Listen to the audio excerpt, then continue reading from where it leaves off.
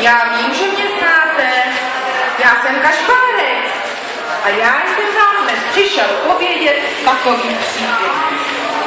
Stalo se to už před mnoha a mnoha lety, když se v chaloupce v našem království usadila čarodějnice. Ani dobrá, ani zlá.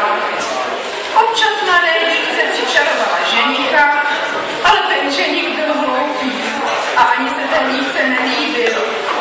Jindy zase bylo sucho a sedláci chtěli, aby přičarovala déšť.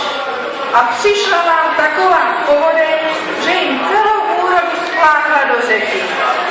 Zkrátka to byla taková trochu nešikovná čarodějnice. Ale my se teď podíváme k čarodějnici do její chalupy.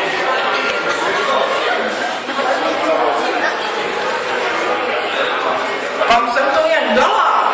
Že mi tady, nebo snad tady? Mušína